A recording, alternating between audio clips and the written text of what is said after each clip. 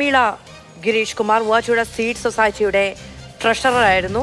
ഈ തട്ടിപ്പുമായി ബന്ധപ്പെട്ട് ജനങ്ങൾക്ക് മുന്നിൽ ഉത്തരവ് പറയേണ്ടി വന്ന സന്ദർഭങ്ങളെക്കുറിച്ച് കഴിഞ്ഞ ദിവസങ്ങളിലൊക്കെ മാധ്യമങ്ങളോട് പ്രമീള വിശദീകരിക്കുന്നുണ്ടായിരുന്നു. കോൺഗ്രസിൽ നിന്ന് ഡോക്ടർ ജിൻഡോ ജോൺ, CPM-ൽ നിന്ന് ശ്രീ SK സജീഷ്, BJP-യിൽ നിന്ന് ശ്രീ നാരായണൻ നമ്പൂതിരി എന്നിവരാണ് നമ്മളോടൊപ്പം ചർച്ചയിൽ ചേരുന്ന മറ്റ് പാനലിസ്റ്റുകൾ. ശ്രീമതി പ്രമീള കേൾക്കാമോ? പ്രമീള, കേരളമാകെ വ്യാപിച്ച ഒരു തട്ടിപ്പ്. ഹലോ, കേൾക്കാവേ. 800 കോടി രൂപ എന്നാണ് പോലീസ് പറയുന്നത്. ഇത്രത്തോളം പൈസ സമാഹരിച്ച് അതിന്റെ പേരിൽ കരയേണ്ടി വന്ന്, അതിന്റെ പേരിൽ താണു വീണ് യാചിക്കേണ്ടി വന്ന്, അതിന്റെ പേരിൽ വീട്ടിൽ ആളുകൾ വന്നു കയറി പ്രശ്നമുണ്ടാക്കുന്ന തരത്തിൽ ബാധ്യതയുണ്ടാക്കിയെടുക്കാൻ, അതിനിടനില നിൽക്കാൻ നിങ്ങളെ പ്രേരിപ്പിച്ച ഘടകം എന്താണ്?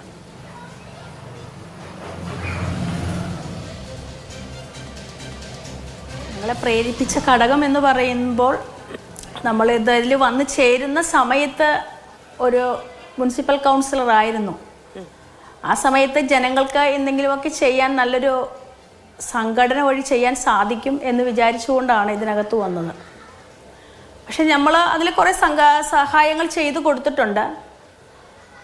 അതിനകത്ത് നല്ല ആളുകളുണ്ട് എന്ന് വിചാരിച്ചുകൊണ്ടാണ് അതിനകത്ത് വന്നത്. അതുപോലെ നല്ല ആളുകളെ കണ്ടുകൊണ്ട് തന്നെയാണ്. എന്ന് വെച്ചാൽ ഇതിൻ്റെ തലപ്പത്ത് NGO കോൺഫെഡറേഷൻ എന്ന് പറയുന്ന മഹത്തായ സംഭവത്തിൻ്റെ തലപ്പത്ത് ശ്രീ അനന്തകുമാർ സാറിനെ പോലെയും, അതുപോലെ എൻ്റെ അഡ്വൈസറി ബോർഡിലെ ജസ്റ്റിസ് രാമേന്ദ്രൻ സാറിനെ പോലെയും, അതുപോലെ എല്ലാ സ്ഥലങ്ങളിലും ഇത് കൊടുക്കുമ്പോൾ നല്ല ചാരിറ്റി നടത്തിക്കൊണ്ടിരിക്കുന്ന ആളുകൾ വഴിയാണ് ഇത് ചെയ്യുന്നത്.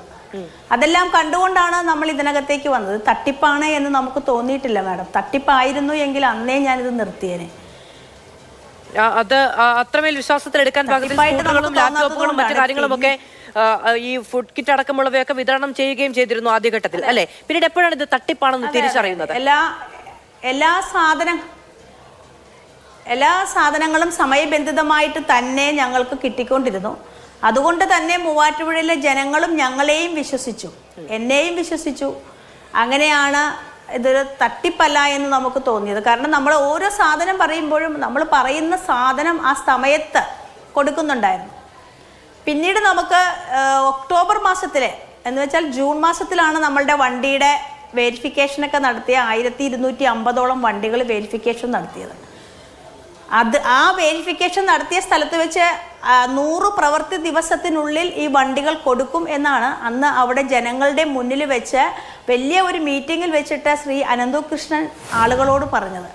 100 ദിവസം കഴിഞ്ഞപ്പോൾ തുടങ്ങിയ ആളുകൾ ഞങ്ങളോട് പ്രമീളെ വണ്ടി എവിടെ എന്ന് ചോദിക്കാൻ തുടങ്ങി. ഞങ്ങളെ അറിയാവുന്ന ആളുകളായതുകൊണ്ട് ഞങ്ങൾ 8-9 മാസത്തോളം അവരെ പിടിച്ചു നിർത്തി.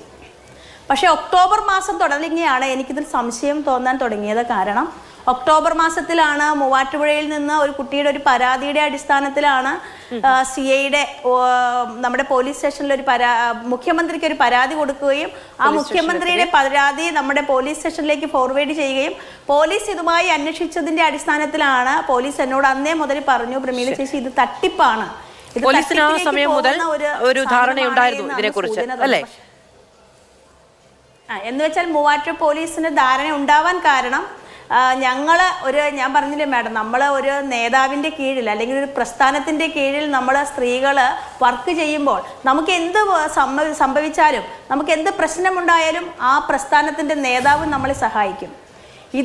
ആ നേതാവ് നമ്മളെ സഹായിക്കാനോ ഒന്നിനും വന്നില്ല. അദ്ദേഹത്തിൻ്റെ വക്കീലാണ് അവിടെ വന്ന് ഹാജരാകുന്നത്. അപ്പോൾ ആ വക്കീലിൻ്റെ സംഭാഷണങ്ങളും ആ വക്കീൽ പറയുന്ന കാര്യങ്ങളും കേട്ടപ്പോൾ തന്നെയാണ് പോലീസ് നമ്മളോട് പറഞ്ഞത്, ഇത് ചെറിയ പ്രശ്നം ഉണ്ടാകാൻ ചാൻസ് ഉണ്ട്, നിങ്ങൾ എത്രയും പെട്ടെന്ന് ഒരു കേസ് തരാൻ അന്ന് പറഞ്ഞു. ലാലി വിൻസെന്റിനെ കുറിച്ചാണോ ഈ പറയുന്നത്? ലാലി വിൻസെന്റിനെ കുറിച്ചാണോ ഈ പറയുന്നത്? അതെ അതെ അതെ അതെ അതെ അതെ അതെ അതെ അപ്പം നമുക്ക് അങ്ങനെ നമ്മൾ ജനങ്ങളോട് കമ്മിറ്റ്മെന്റ് ചെയ്ത് നിൽക്കുമ്പോൾ നമുക്ക് പെട്ടെന്ന് ഇട്ടെറിഞ്ഞിട്ട് പോരാൻ പറ്റില്ല. അവരുടെ പൈസ ഒന്നില്ലേ വാങ്ങിച്ചു കൊടുക്കണം, ഒന്നില്ലെങ്കിൽ സാധനം വാങ്ങിച്ചു കൊടുക്കണം. അതുകൊണ്ടാണ് നമ്മളെ ഇത്രയും നാളും ഇതിനകത്ത് നിന്ന് പോകുന്നത്. പക്ഷേ പൈസയുമില്ല, സാധനവുമില്ല എന്ന് അറിഞ്ഞപ്പോഴാണ് നമ്മൾ അനന്തകൃഷ്ണനുമായിട്ട് തെറ്റാനും നമ്മൾ അനന്തകൃഷ്ണനോട് കാര്യങ്ങൾ പറയാനും എതിർത്ത് പറയാനും ഒക്കെ തുടങ്ങിയത്. അങ്ങനെയാണ്. പിന്നെ എനിക്കെതിരെയും കുറച്ച് കേസുകൾ പോലീസ് സ്റ്റേഷനിൽ വന്നു. ആദ്യം വന്ന കേസുകളെല്ലാം നമ്മളുടെ അക്കൗണ്ടിൽ ആളുകൾ അടച്ച പൈസ എടുത്ത് കൊടുത്തു അവർ പറഞ്ഞിട്ടാണ് നമ്മൾ ചെയ്തത്. നമ്മളുടെ സൊസൈറ്റിയുടെ അക്കൗണ്ടിൽ അടച്ച പൈസകൾ എടുത്ത് അവർക്ക് കൊടുത്ത് കുറേ റീഫണ്ട് ചെയ്തു. സൊസൈറ്റിയുടെ അക്കൗണ്ടിലും ജനങ്ങൾ അടച്ച പൈസ ഇല്ല എന്ന് വെച്ചാൽ ഈ ജനങ്ങൾ അടച്ച പൈസ എന്ന് പറയുന്നത് ഫെസിലിറ്റേഷൻ ചാർജായിട്ട് വാങ്ങിച്ച പൈസയാണ് ഇതിൻ്റെ അക്കൗണ്ടിൽ കിടക്കുന്നത്. ആ അക്കൗണ്ടിൽ മെമ്പർഷിപ്പായിട്ട് കിടന്ന പൈസയാണ്. ഈ പൈസയും ഇല്ലാതെ ആയി കഴിഞ്ഞപ്പോൾ പിന്നെ ഞങ്ങൾ ശ്രീ അനന്തകൃഷ്ണനോട് പറഞ്ഞു, ഞങ്ങൾക്ക് റീഫണ്ടിനുള്ള 400 പേര് റീഫണ്ടിന് വെച്ചു ഓഫീസിൽ. ആ പൈസ തരാൻ പറഞ്ഞപ്പോൾ അദ്ദേഹം തരാൻ മടിച്ചപ്പോഴാണ് നമുക്ക് കൂടുതൽ തട്ടിപ്പിലേക്കാണ് എന്ന് കേസ് കൊടുത്തോളൂ, ആ വഴി നോക്കിക്കോളാം എന്ന് പറഞ്ഞപ്പോഴാണ് നിയമ നടപടിയിലേക്ക് പോയത് എന്നുള്ളതാണ് ശ്രീമതി പ്രമീള ഗിരീഷ് കുമാർ പറയുന്നത്. ഞാൻ വരാം. ശ്രീമതി പ്രമീള ഗിരീഷ് കുമാർ, കേസ് കൊടുക്കാൻ കേസ് എന്റെ പേരിലേക്ക് 3-4 കേസ് വന്നപ്പോൾ ശരി, ഞാൻ വരാം. ഒന്ന് കാത്തിരിക്കണേ, ഞാൻ വരാം.